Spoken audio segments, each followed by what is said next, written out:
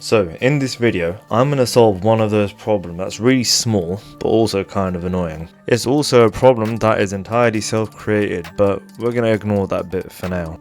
So basically, when I set up my little workshop, to free up a little bit more desk space, I put my CPU up on this shelf, and it works really well. What I didn't account for, however, is that now the power button is a little bit out of reach. So it's a small problem, but a problem nonetheless, and I think I've got an idea of what I can do about it. The plan is to connect a switch to my PC motherboard and have it extend down underneath the shelf near my desk so that's within arm's reach, making it easier to turn my PC on and off. So with this idea in mind, the first step was to take my PC down, open it up and, well, see what we're dealing with.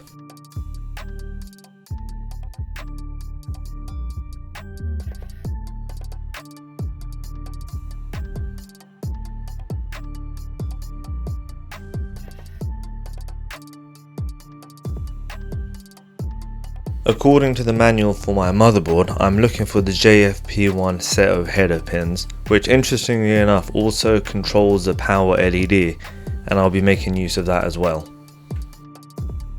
And after I successfully found the header pins I was looking for, it was time to get a switch ready.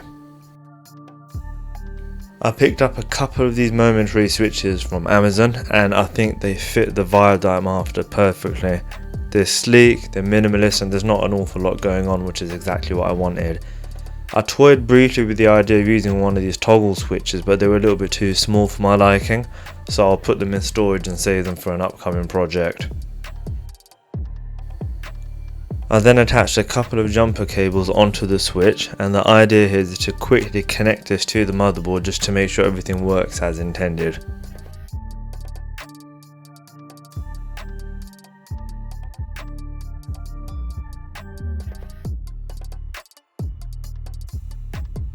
And honestly, I was really happy to see that this worked. I'm not sure why, it's not the most complicated thing on earth, but yeah, I'm not much of a PC modifier, so this was quite a step forward for me. And I was also able to power a small LED strip, and that's something we'll be making use of as well. The next step was to jump into Fusion and make a design. The design was heavily inspired by old industrial warehouse type switches, and to hide the cables I made a set of pipes with some links, again to mimic that industrial vibe. And with the design finalised, it was off to the 3D printers for production.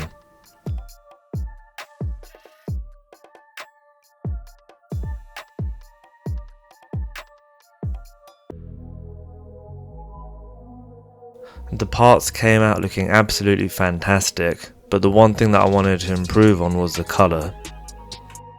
So I took them outside, got them sanded down to get rid of all the layer lines.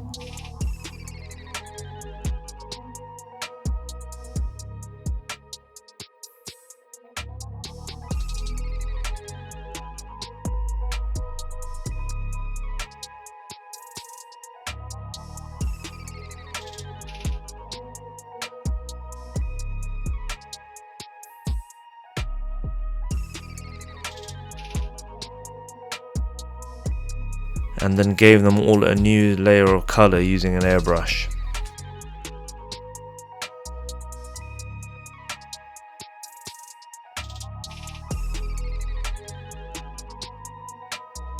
Let me know what you think in the comments down below, but I think this industrial slightly matte silver looks really good. And in particular, I was really happy with the way the main plate came out and also the box for the electricals. I thought they looked quite good together. And with the parts all painted and ready, it was time to get everything put together. The first step was to get the housing ready for all the electrical wires. This was just a simple case of gluing together the pieces using super glue and then using the links to make sure everything was held in place.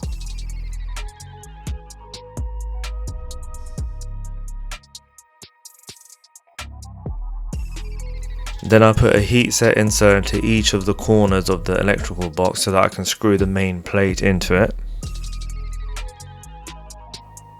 I then got 4 really long pieces of wire and soldered a jumper cable onto the end of each one so that I can put them into the motherboard easily.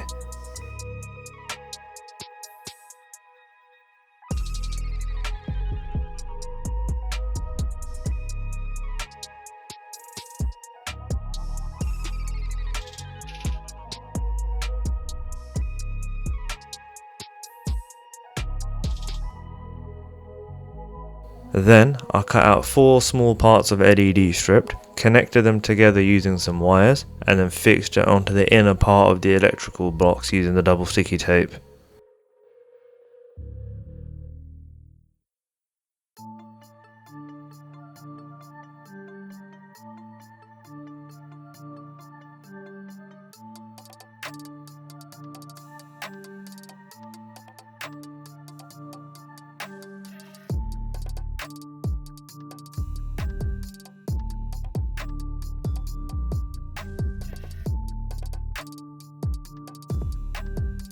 I didn't really want to drill holes into the wall for this project, so to fix it onto the wall, I used some double sticky tape and really attached it onto as many parts as possible to give it maximum grip onto the wall.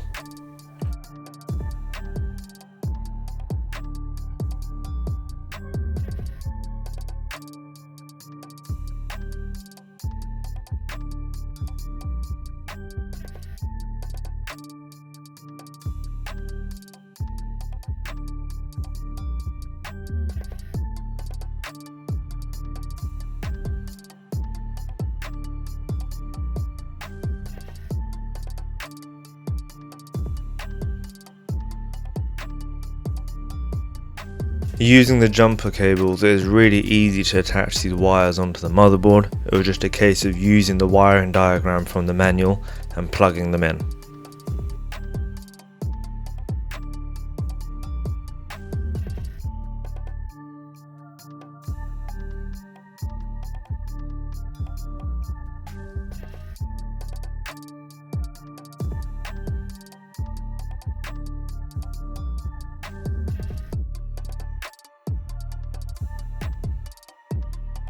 So, all in all, I'm really happy with the way this project turned out. It's got exactly the kind of vibe I had in mind when I was designing it in Fusion, and most importantly, it means I can turn on my computer now without having to get up.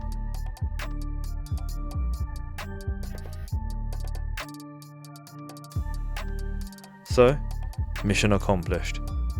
If you enjoyed this video, then you might want to check out this video where I make my very own drawing machine that is basically a robot that draws for you because I can't draw to save my life. So be sure to check that out, and I'll catch you all next time.